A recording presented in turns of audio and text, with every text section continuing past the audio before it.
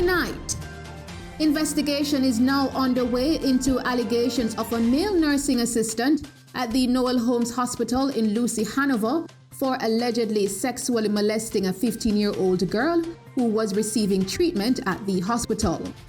You will get justice, you shall get justice, and you must get justice. 6 additional COVID-19 deaths have brought Jamaica's death toll to 931 as the country recorded 27 new cases of the virus yesterday.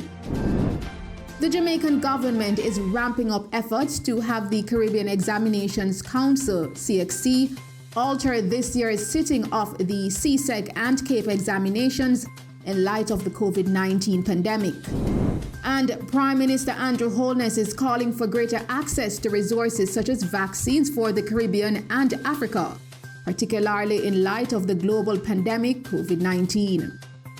It cannot be morally justified that rich countries, many of whom gained their wealth and scientific advantage through the exploitation of Africa and its people, now use this wealth and scientific advantage to hoard and stockpile vaccines, while the poor and historically exploited and deprived countries wait in uncertainty.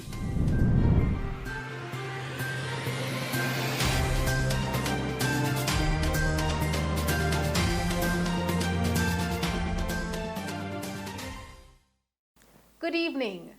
Investigation is now underway into allegations of a male nursing assistant at the Noel Holmes Hospital in Lucy, Hanover, for allegedly sexually molesting a 15-year-old girl who was receiving treatment at the hospital.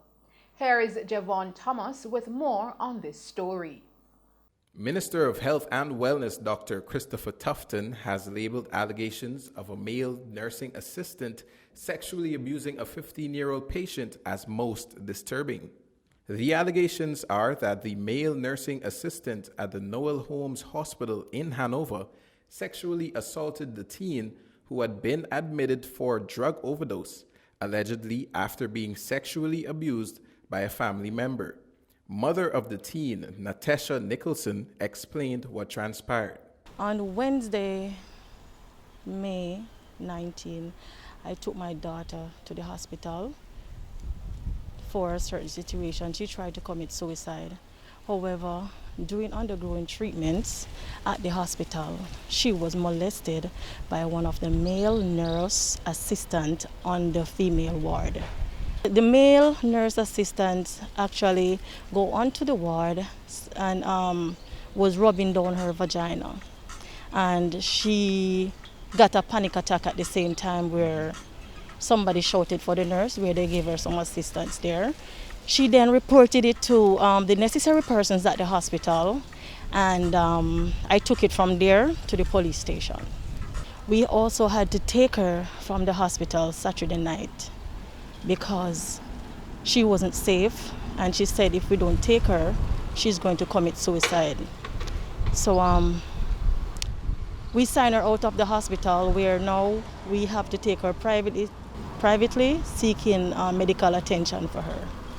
Ms. Nicholson said she is pleased with how the investigation is going. The nursing assistant and accused family member are now in custody. They are investigating. They're doing pretty well. Honestly, they are working. Yes. But I want this to go out there so the necessary persons who are responsible come into action. I'm seeking for justice, and I told her, I said, I love you, my baby, and I'm standing with you, and I'm going to seek justice for you. You will get justice, you shall get justice, and you must get justice. So in the future, she's going into the future now, it doesn't keep a scar in her heart, that knowing that her mom knows about a situation which never get to be corrected. She's very soft, she's silent. She's independently. She likes socializing with people. She wants to become a mental therapist, but I'm not quite sure she's going to choose this role after this experience. Reporting for Mello TV News, I'm Javon Thomas. And we will bring you more on this story in subsequent newscast. 6 additional COVID-19 deaths have brought Jamaica's death toll to 931 as the country recorded 27 new cases of the virus yesterday. The country has now recorded 48,081 cases of COVID-19, of which 22,555 are active.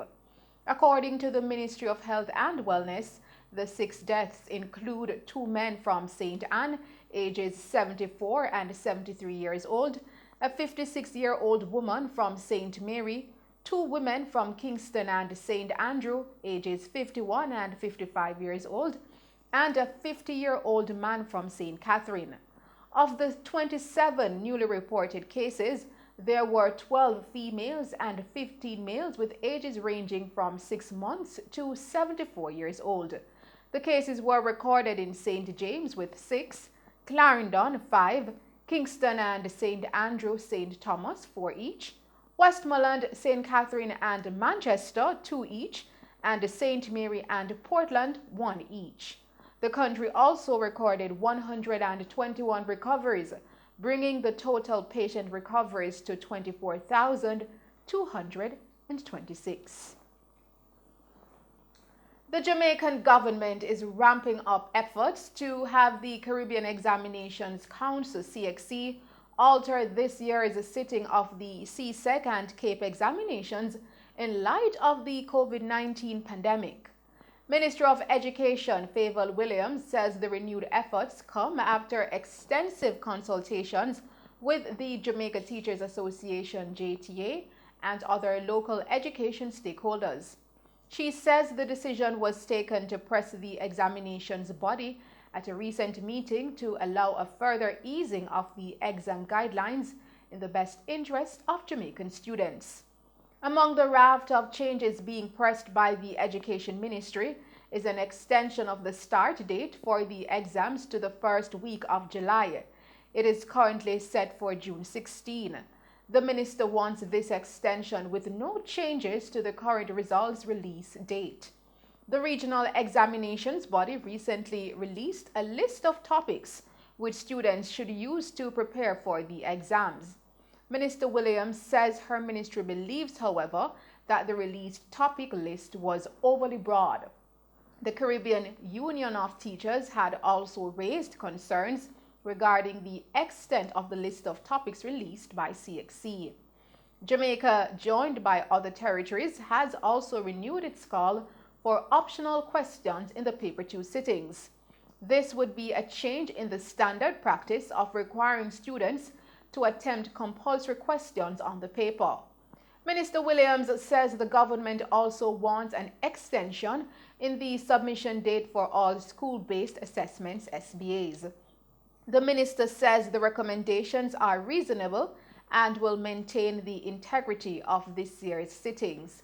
Several other Caribbean territories are said to be in support of the changes. Minister Williams believes it is important to take into account developments in territories such as Trinidad and Tobago and St. Vincent and the Grenadines. The examinations body, in a release on the weekend, says it would meet today to consider the recommendations. A decision on the way forward is expected tomorrow, May 26. Prime Minister Andrew Holness is calling for greater access to resources such as vaccines for the Caribbean and Africa, particularly in light of the global pandemic COVID-19. Addressing an Africa Day webinar earlier today, Prime Minister Holness said that if we are to truly advance the ethos that no one must be left behind, both Africa and the Caribbean cannot be denied opportunities. Africa cannot be denied opportunities, nor can the Caribbean, if we are to truly advance the ethos that no one must be left behind. I say this especially in regard to access to vaccines. It cannot be morally justified that rich countries, many of whom gained their wealth and scientific advantage through the exploitation of Africa and its people, now use this wealth and scientific advantage to hoard and stockpile vaccines, while the poor and historically exploited and deprived countries wait in uncertainty to access equitable and consistent supplies, their populations at risk and their economies on pause. It would be the greatest setback for mankind if inequitable vaccine access were to cause uneven recovery and a widening of the development gap between the rich and poor globally. In the meantime, the Prime Minister commended the government of the Republic of South Africa and President Cyril Ramaphosa for his vision in establishing the African Union's African Vaccine Acquisition Trust and the African Medical Supplies Platform. I take the opportunity to commend the government of the Republic of South Africa, and in particular, President Ramaphosa, for his vision in establishing the African Union's African Vaccine Acquisition Trust and the African Medical Supplies Platform. I also express deep appreciation for allowing CARICOM countries such as Jamaica access and participation in these initiatives. This has not only become a critical lifeline for our COVID-19 vaccination response, but a flagship example of South-South cooperation on critical developmental matters, leveraging the purchasing power of Africa as a whole on behalf of smaller, more dispersed populations. Long-standing efforts through the World Trade Organization to introduce fairness and balance in the global trading system have long evaded success. The impact on our countries remains worrying. Economic partnership agreements introduced a new dimension into the special arrangements which came out of our colonial past, yet the record of performance has been mixed and far from encouraging.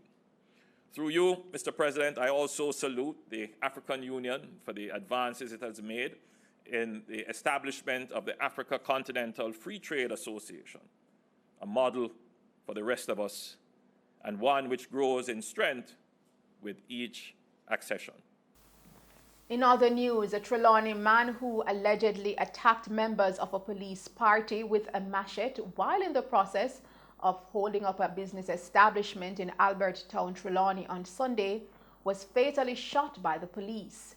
He has been identified as 29-year-old Tyrone Powell, otherwise called Scuff, a farmer of Penn Road in Stetting District, Trelawney, and Content District, Trelawney. Reports are that at about 8 a.m., the police received information that Powell was seen with a firearm heading towards a bar in the community.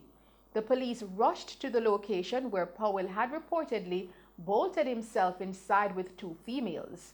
They then managed to force open the door and were allegedly attacked by the now deceased, who was armed with a machete. The lawman opened fire, hitting Powell, and he was later rushed to the hospital where he was pronounced dead. The Independent Commission of Investigations, INDECOM, and the Inspectorate and Professional Standards Oversight Bureau have launched a probe into the death of a man who was fatally shot during an alleged confrontation with a police officer who is also said to be his brother in Lionel Town, Clarendon on Monday. The deceased has been identified as 29-year-old Ulrich Williams, a laborer of Toronto Road, Lionel Town Housing Scheme in Clarendon. Reports are that at about 8:30 a.m., lawmen went to the family house in the community to quell a dispute when William allegedly used a weapon to attack the police officer, who is said to be his brother, and was shot and killed during the process. And those are some of the stories making news. We will return with other stories, including more from the Prime Minister, Andrew Holness, joining President of the Republic of South Africa, Cyril Ramaphosa, and a number of African and Jamaican delegates in celebration of Africa Day 2021 earlier today, under the theme, A Conversation with Africa, a destiny of peace, prosperity, strength, and unity, as well as news that in an effort to reduce the congestion within the vicinity of the Halfway Tree Transport Center, the Transport Authority of Jamaica will be making changes to the operations of several rural stage carriage buses within the corporate area commencing today. But first, let's take a break and then join Christopher Scott with sports.